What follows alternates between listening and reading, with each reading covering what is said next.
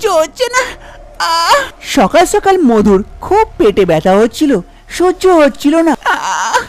আরে কাকে ডাকি, কেউ তো বাড়িতে নেই, সবাই বাইরে গেছে। এত ব্যথা হচ্ছে, উঠতেও পারছি না।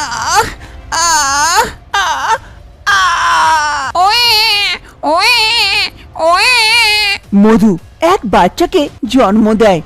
মধু তা দেখে খুবই আশ্চর্য হয়ে যায়। আরে এ কেমন করে হতে পারে? কাল পর্যন্ত আমি তো প্রেগনেন্ট ছিলাম না, তো আজকে হঠাৎ করে আমি বাচ্চা কেমন করে জন্ম দিতে পারি? এ কি করে হলো? মধুও বুঝতে পারে না কে হঠাৎ করে রাতারাতি মধু প্রেগনেন্ট কেমন করে হয়ে যায় আর সকালে বাচ্চা কেমন করে দেয়। দিনটা যেমন করে হোক কাটলো, যেমনই রাত হলো হঠাৎ করে মধুর পেটটা যেন বড় হয়ে গেল। আর সকাল হতেই মধু আর একটা বাচ্চাকে জন্ম দেয়। এইরকমই 5 দিন পার হয়ে যায়। মধু 5টা বাচ্চাকে জন্ম দিয়ে দেয়। আরে এ কি হচ্ছে? আমি ডেলি ডেলি বাচ্চা কেমন করে জন্ম দিতে পারি? আরে এরকমই যদি চলতে থাকলো তাহলে তো আমি বছরে 365টা বাচ্চা জন্ম দিয়ে দেবো। তাহলে কি হবে? না না, কি হচ্ছে কি এটা? মধু বুঝতে পারে না কি ও ডেলি সকালবেলায় একটা বাচ্চা কেমন করে দিতে পারে।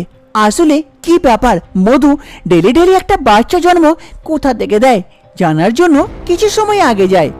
একদিন সকাল সকাল মধু নদীতে জল ভরছিল, তখনই তার শাশুড়ি মা মধুকে খুঁজতে খুঁজতে ঘরের বাইরে আসে আর ডাক লাগায়, বৌমা, বৌমা, কোথায় গো বৌমা?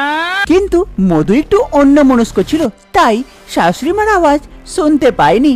তাই শাশুড়ি মা খুঁজতে খুঁজতে নদীর ধারে চলে আসে আর বৌমাকে দেখে বলে, কি গো বৌমা, শুনতে পাচ্ছ না নাকি? কতক্ষণ ধরে ডাক লাগাচ্ছি, কানে কি তুলো গুজে বসে আছো? আরে না না মা, শুনতে পাইনি, একটু অন্যমনস্ক হয়ে গেছিলাম। বলুন। হ্যাঁ হ্যাঁ, শুনতে পারবে কেন? কাজে ফাঁকি মারতে পারলে আর কি চাও? ঘরে এতটা কাজ বাকি আছে আর তুমি নদীর ধারে বসে আছো। এখন পর্যন্ত লক্ষ্মী খাবারও খায়নি, কখন দেবে খাবার গুলো? আর ঘরের কাজটা কখন সারবে? তাড়াতাড়ি যাও আর করো।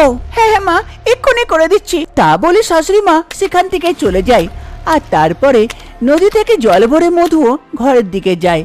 তারপর তাড়াতাড়ি করে এক ঝুড়ি ঘাস নিয়ে লক্ষ্মীর কাছে পৌঁছায়। আরে লক্ষ্মী, ক্ষমা করিস, আজকে একটু দেরি হয়ে গেছিল, তাই এনে এবার খাবারটা খেয়ে নে। হ্যাঁ, কাল থেকে তাড়াতাড়ি দিয়ে দেবো। এইরকমই সময় পার হতে লাগে। একদিন গ্রামের এক বউ সুমনা দেবীর বাড়ি আসে। আরে শিখা, তবে আর সব কেমন তোমাদের বাড়িতে? আরে দিদি, সবকিছু ভালো আছে। আরে যেই কাজটার জন্য এসেছিলাম সেটাই তো বলতে ভুলে গেছি। আমার বউয়ের বাচ্চা হয়েছে, মুখে ভাত আছে। আসবেন আপনি, আপনার বউকে নিয়ে আসবেন সঙ্গে। ও, এ তো ভালো কথা, নিশ্চয়ই আসবো, নিশ্চয়। আরে দিদি, আপনারও ছেলের তো অনেকদিন হলো বিয়ে হওয়া, এখনো পর্যন্ত কোনো নাতিপোতা হয়নি, কি ব্যাপার? আরে না না, আর কি বলবো বলো ওদের বিষয়ে। ওরা এখন বাচ্চা নিতে চায় না, বললো কয় বছর পরেই নেব। এবার আমি কি জোর দিতে পারি ওদের ইচ্ছার আগে, বলো? আরে দাঁড়াও দাঁড়াও, তোমাকে চা খাওয়াই। আমার বৌমা খুব সুন্দর চা বানায়। বৌমা, বৌমা, একটু চা বানিয়ে নিয়ে এসো গো। তারপর শিখা আর সুমনা দেবী দুজনে গল্প করে, তার মধ্যে চা বানিয়ে মধু নিয়ে আসে। কাকিমা, এই নিন চা। মা, চা। হ্যাঁ হ্যাঁ, দাও দাও। আরে বৌমা, এতদিন তো বিয়ে হওয়া হলো, আর কবে বাচ্চা নেবে? এবার বাচ্চাটা নিয়ে পড়ো, কেননা বেশি সময় হলে শুনেছি যে বাচ্চা হতে অসুবিধা হয়। তো বাচ্চাটা একটা নিয়ে নাও, তারপরে নাই যা হবে দেখা যাবে।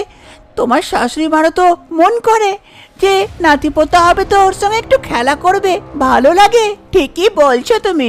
বৌমা, তুমি ভেতরে যাও। তারপর মধু সেখান থেকে চলে আস। তাহলে উঠে গো দিদি, আসবেন, আপনারা দুজনেই আসবেন। আরে হ্যাঁ হ্যাঁ, নিশ্চয়ই আসবো, নিশ্চয়ই। তারপর গ্রামের সেই বউ সেখান থেকে চলে যায়। আর এইদিকে শাশুড়ি মার মনে খুব খারাপ লাগে ওর কথাগুলো। একদিন সকাল সকাল মধু লক্ষ্মীকে খাবার দিতে আসে। এসে দেখে লক্ষ্মী একটা বাচ্চা দেয়। লোক তা দেখে মধু খুবই খুশি হয়, আনন্দতে নিজের শাশুড়ি মাকে ডাক দেয়। মা, মা, আসুন আসুন আসুন, তাড়াতাড়ি আসুন, একটা জিনিস দেখে যান। শাশুড়ি মা বৌমার আওয়াজ শুনে তাড়াতাড়ি ঘর থেকে বার হয়ে আসে। আরে দেখি গা, সকাল সকাল আবার কি দেখাবে। হ্যাঁ গো বৌমা, কি হয়েছে? এত সকাল সকাল ডাক দিচ্ছ কেন? কি দেখাবে এমন? আরে মা, দেখুন দেখুন, লক্ষ্মী বাচ্চা দিয়েছে। কি মিষ্টি পাড়া বাচ্চাটা দেখুন। হ্যাঁ হ্যাঁ বৌমা, দেখতে তো পাচ্ছি। লক্ষ্মী 3 বছরে 3টে বাচ্চা দিল, কিন্তু তোমার 3 বছর বিয়ে হওয়া হলো, এখন পর্যন্ত তুমি একটাও বাচ্চা দিলে না। কি জানি বাবা, তুমি আবার বাঁচ আছো নাকি যে এই ঘরে তোমাকে বিয়ে করে নিয়ে এসে আমরা ভুল করেছি, এ বংশজ আর পারবে না মনে হচ্ছে, এখানেই শেষ। আরে মা, এ কি বলছেন আপনি? হ্যাঁ হ্যাঁ, ঠিকই বলছি। আবার কি ভুল বলেছি? মনে হচ্ছে আমাকে আমার কৈলাসের আর একটা বিয়ে দিলে ভালো হয়, কমসে কম নাতি পোতা খেলাতে পারবো। না তো এই বৌমার আশাতে থাকলে কিচ্ছু আর হবে না। জায়গা বাড়িতে অনেক কাজ পড়ে আছে। এ বলে শাশুড়ি মা সেখান থেকে চলে যায়। আর এইদিকে মধু ভাবতে লাগে, আরে শাশুড়ি মা এ কি বলছে? আমি বাজ নাকি? না না, এরকম কেমন করে হবে? তার পরের দিন সকাল সকাল মধু হাট বাজার করে ঘরের দিকে ফিরছিল। তখনই রাস্তায় কল্পনা আসছিল দ্বিতীয় দিক দিয়ে। মধুরই বান্ধবী কল্পনা মধুকে দেখে আওয়াজ দেয়, কিরে মধু, হয়ে গেল বাজার করা? কিন্তু মধুর মাথায় তো সেই শাশুড়ি মার কথা চলছিল, তাই ও কিছু শুনতে পায়নি। আগে বেড়ে যাচ্ছিল অন্য মনস্ক হয়ে। আবার থেকে কল্পনা ডাক দেয়, কিরে মধু, শুনতে পাচ্ছিস না নাকি রে? আরে হ্যাঁ হ্যাঁ, কল্পনা বল বল, কেমন আছিস? তোর কি হয়েছে রে, বল তো। তখন থেকে ডাক দিচ্ছে, তুই শুনতেই পাচ্ছিস না? আরে কিছু না, একটু অন্যমনস্ক হয়ে গেছিলাম, তাই শুনতে পাইনি। আরে না না, তোকে দেখে তো মনে হচ্ছে তুই খুব চিন্তাতে আছিস। কি ব্যাপার, কি কথা আছে মনে, বল এবার আমাকে। আরে না না, কোনো কথা নেই। ও, এবার বলবি না তো মিছে কথা বলতে লেগেছিস? ঠিক আছে, বলিস না। বন্ধু কিসের? এবার থেকে বন্ধুও বলিস না আমাকে। আরে কল্পনা, না না, ওই রকম ব্যাপার নাই। শোন, একটু চিন্তাতে ছিলাম রে। আমার বাচ্চা হয়নি, 3 বছর বিয়ে হয়ে গেল। শাশুড়ি মা এবার আমাকে কথা শোনাতে লেগেছে। এবার এটাও বলছে যে যদি এবছর বাচ্চা না হয় তো আমার স্বামীর আলাদা বিয়ে দেবে আর আমার জন্য সতীন নিয়ে আসবে। এবার আমি কি করব বল, আমার হাতে তো কিছু নাই। আরে ব্যাস এইটুকুটা কথা। এক কাজ করিস না কেন, ওই পাশের গ্রামে এক কবিরাজি থাকে, ওর কাছে যা, একবার দেখা। আমাদের পাশের বাড়ির ওরও বাচ্চা হচ্ছিল না, এখন দেখ গা 3টে বাচ্চা হয়েছে। ওকে দেখিয়েই তুইও একবার দেখিয়ে আয়। দেখ, যদি ওর ওষুধ খেয়ে তোর বাচ্চা হয়ে যায় তাহলে তো সব প্রবলেম সলভ হয়ে যাবে। হ্যাঁ রে কল্পনা, তুই ঠিকই বলিস। কালকে নাই একবার সেখানে গিয়ে দেখে আসি, যদি আমার জন্য কোনো ওষুধ থাকে। চ, ঠিক আছে, আমিও যাই, না তো আমার শ্বশুর মা আমাকেও পেঁদাবে। তারপর কল্পনার মধু নিজের নিজের রাস্তায় চলে যায়। তার পরের দিন সকাল সকাল মধু ঘর থেকে বার হয়ে চলে আসে পাশের গ্রাম কবিরাজির কাছে। এক ঘরের পাশে এসে দাঁড়ায়। আরে মনে হচ্ছে তো কবিরাজির বাড়িটা এটাই। হ্যাঁ হ্যাঁ, ওই তো বোর্ড লেখা আছে কবিরাজ। আর কি লেখা আছে? এখানে সব রোগের ওষুধ পাওয়া যায়। হ্যাঁ হ্যাঁ, ঠিক জায়গাতেই পৌঁছেছি।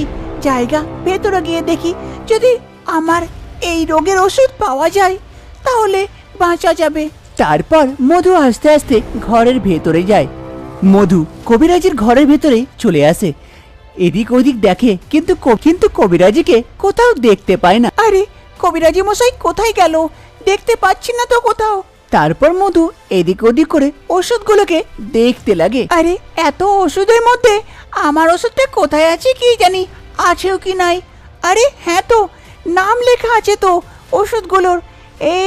পেটে ব্যথা, চুল পড়া, পাতলা পায়খানা, তাড়াতাড়ি গর্ভধারণ। আরে তাড়াতাড়ি গর্ভধারণ আমারই তো ওষুধ, আমাকে তো এই ওষুধটাই চাই। কিন্তু কবিরাজি মশাই তো এখানে কোথাও দেখতে পাচ্ছি না। কি করি, কতক্ষণ দাঁড়াবো আর? এই ওষুধটাকে নিয়ে চলে যাই, বাড়ি গিয়ে খাবো, পরে এসে নাই কবিরাজের সঙ্গে দেখা করে নেবো। তারপর মধু আর কিছু ভাবে না, সেই তাড়াতাড়ি গর্ভধারণের ওষুধের বোতলটাকে নিয়ে সেখান থেকে চলে যায়। মধু আর কিছু ভাবে না, তাড়াতাড়ি সেই ওষুধের বোতলটাকে নিয়ে কবিরাজির বাড়ি থেকে বার হয় আর নিজের বাড়ির দিকে প্রস্থান করে। রাতেবেলার সময় হচ্ছিল, মধুর স্বামী ঘুমিয়ে গিয়েছিল। তখনই মধু চুপ চুপ করে যায় আর সেই ওষুধের বোতলটাকে নিয়ে আসে। তার ভেতর থেকে এক রকমের ফল বেরোয়। মধু আর কিছু ভাবে না, সেই ফলটাকে বার করে তাড়াতাড়ি খেয়ে নেয় আর গিয়ে শুয়ে পড়ে। এই রকমই মধু ডেলি ডেলি সেই ফলটাকে বার করে রাতে বেলায় খেয়ে ঘুমিয়ে পড়ে, কিন্তু কিছু কাজ হয় না। আরে ডেলি ডেলি তো এই ওষুধটা খাচ্ছি, কিন্তু কিচ্ছু তো হয় না। কি জানি, মনে হচ্ছে পুরো বোতলের ওষুধগুলো খেতে হবে, তবে কিছু হবে। তারপর আস্তে আস্তে সময়ের সঙ্গে মধু সব ওষুধগুলোকেই একদিন একদিন করে খেয়ে ফেলে। বর্তমান সময় 5 দিন পর মধুর শাশুড়ি মা এবং তার স্বামী ঘরে আসে। ঘরে এসে শাশুড়ি মা যা অবস্থা দেখে অবাক হয়ে যায়। আরে বৌমা, এ কি করলে তুমি? কোথা থেকে এত ছেলে চুরি করে আনলে? ওরে কৈলাস, দেখ রে, আমি বৌমাকে বাচ্চা করার কথা বলেছিলাম, এ তো পাঁচটা বাচ্চা চুরি করে নিয়ে চলে এসে রে। হায় কপাল, এবার আমাদেরকে থানা যেতে কেউ বাঁচাতে পারে না রে, আমাদেরকে পুলিশ পেঁদিয়ে নিয়ে যাবে রে। কি করে দিল রে বৌমা, দেখ রে। আরে মা, আমার কথাটা শুনো না আগে। আরে মধু, এ কি করলে তুমি? কার বাচ্চা এত চুরি করে আনলে? তুমি পাগল হয়ে গেছো নাকি? বাচ্চা পাগল হয়ে গেছো যে তুমি 5 জনের বাচ্চা চুরি করে নিয়ে চলে এলে? আরে না গো কৈলাস, আমি কাউরি বাচ্চা চুরি করিনি। না মা, আমি কাউরির বাচ্চা চুরি করিনি, এই 5টা বাচ্চাই আমার। আরে বৌমা, আমাদেরকে পাগল বানাচ্ছ নাকি? 5 দিন আগে ছেড়ে গেছি, 5টা বাচ্চা জন্ম দিলে তুমি? প্রতি রাতে একটা করে বাচ্চা জন্ম দিয়েছো নাকি? এ কি সম্ভব যা তুমি বলছো? হ্যাঁ মা, এ সম্ভব। প্রতি রাতে আবার পেট বড় হয়ে যায়, আর সকাল হতেই আমি একটা বাচ্চা জন্ম দিই, এটা সত্যি। আমি জবে থেকে সেই কবিরাজের কাছ থেকে ওষুধ নিয়ে এসেছিলাম, তাই আমি লুকিয়ে লুকিয়ে ওষুধটা খেতাম। তার 1 মাস পর থেকেই এই অবস্থা হচ্ছে। যেদিন আপনারা গেলেন সেই দিন থেকেই আমি একটা করে প্রতিদিন বাচ্চা জন্ম দিয়েছি। আমি নিজেও বুঝতে পারি না যে আর কদিন দেব। আরে বৌমা, তোমাকে তো আমি একটা বাচ্চা চেয়েছিলাম, এই রকম করে যদি বাচ্চা দেবে, তোমরা বছরে 365টা বাচ্চা দেবে, আমরা কি করব? বাচ্চার কি চাষ করব নাকি বৌমা? আরে মা, নিশ্চয় সেই কবিরাজির ওষুধ খেয়ে উল্টো পাল্টা কিছু হয়ে গেছে।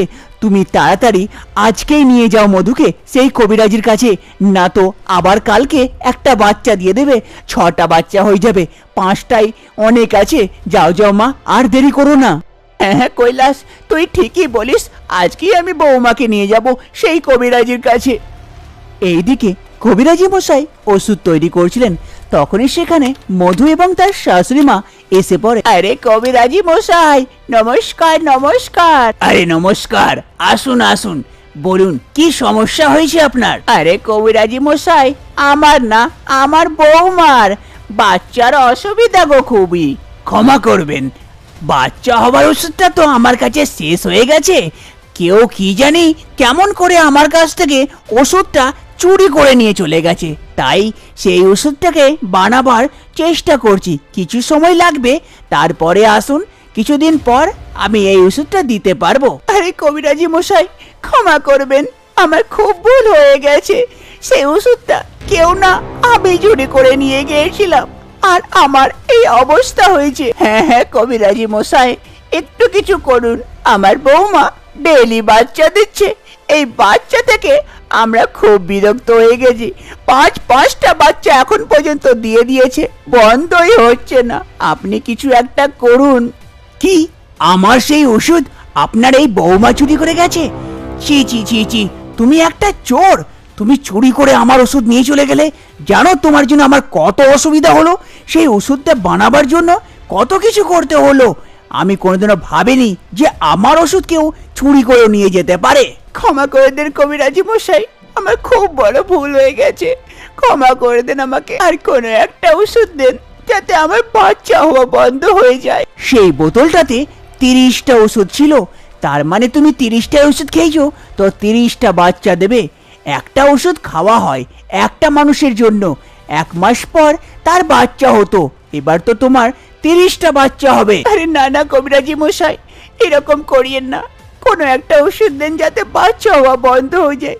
আমার নিজের ভুলে আমাকে পশ্চাতাপ করুন।